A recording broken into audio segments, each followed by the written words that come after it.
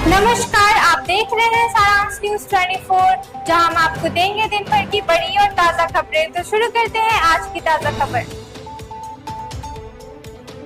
Israel Iran ने मिसाइलों की बौछार की, यरूशलेम पर धमाकों की आवाज सुनी गई। इजराइल ने शुक्रवार को ईरान के परमाणु और सैन्य ढांचे के हृदय पर तीखे हमले किए, प्रमुख सुविधाओं पर हमला करने और शीर्ष जनरलों और वैज्ञानिकों को मारने के लिए पहले से तस्करी करके देश में लाए गए युद्धक विमानों और ड्रोनों को तैनात किया। ये हमला उसके अनुसार आवश्यक था, इससे पहले कि उसका विरोधी परमाणु हथियार बनाने के और करीब पहुंच जाए। एयर इंडिया अहमदाबाद विमान दुर्घटना। शोकाकुल परिजनों ने पीड़ितों की पहचान के लिए डीएनए नमूने दिए। अहमदाबाद के सिविल अस्पताल में दुखद दृश्य सामने आया, जब रिश्तेदार डीएनए सैंपल देने का इंतजार कर रहे थे। यूके और भारत में कई लोगों के लिए उत्सव और खुशी त्रासदी में बदल गई।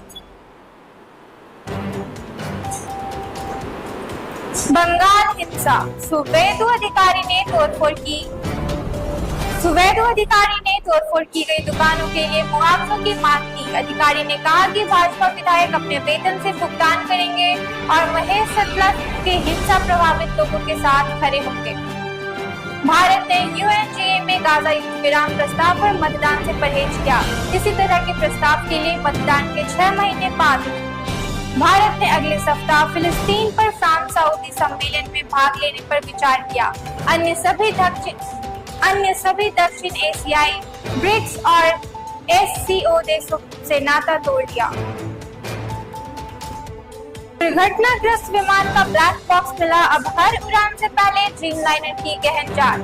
एयर इंडिया के गुरुवार को दुर्घटनाग्रस्त हुए बोइंग 787 ड्रीमलाइनर विमान का ब्लैक बॉक्स मिल गया है।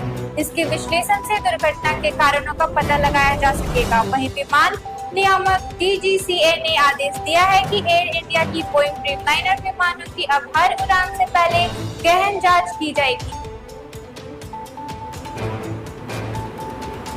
6 महीने में 22 दिन से कम रही छात्रों की उपस्थिति तो रुकेगा अनुदान। अल्पसंख्यक छात्रावासों में छात्र छात्राओं की गिरती उपस्थिति को गंभीरता से लेते हुए सरकार ने महीने में 22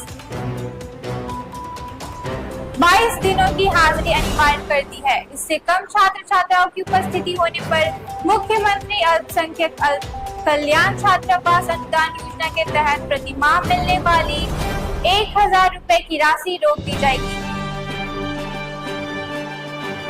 अमेरिका में इमिग्रेशन अधिकारियों की कार्रवाई के खिलाफ प्रदर्शन और तेज, कई गिरफ्तार।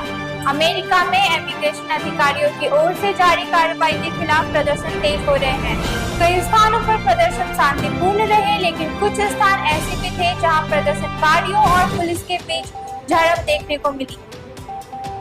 पुलिस ने भीड़ को तीतर-बितर करने के लिए केमिकल एडिटेंट का उपयोग किया और सैकड़ों लोगों को गिरफ्तार किया।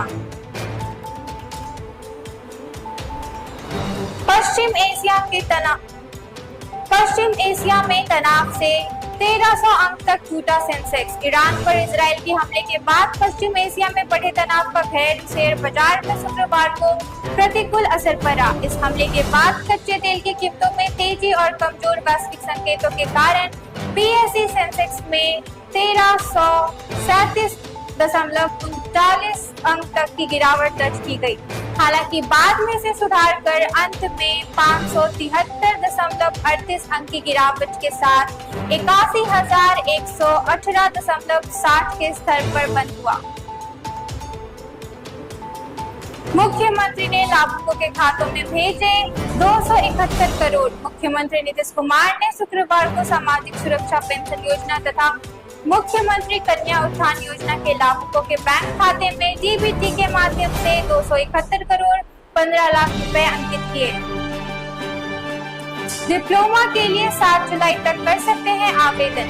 पाटलिपुत्र औद्योगिक क्षेत्र स्थित टूल रूम प्रशिक्षण संस्थान टीआरटीसी पटना में संचालित होने वाले डिप्लोमा के 2 पाठ्यक्रमों में नामांकन के लिए अब बिहार के अभ्यर्थियों के लिए विशेष छूट दी गई है। नामांकन के लिए इच्छुक 10वीं पास अभ्यर्थी 7 जुलाई तक आवेदन कर सकते हैं। अब 15 वर्ष से 22 वर्ष उम्र के छात्र इस वर्ष से डिप्लोमा पाठ्यक्रम में प्रवेश प्राप्त कर सकेंगे। अभी के लिए इतना ही। इस तरह की तमाम खबरों के लिए बने रहें सारांश न्यूज़ 24 के साथ।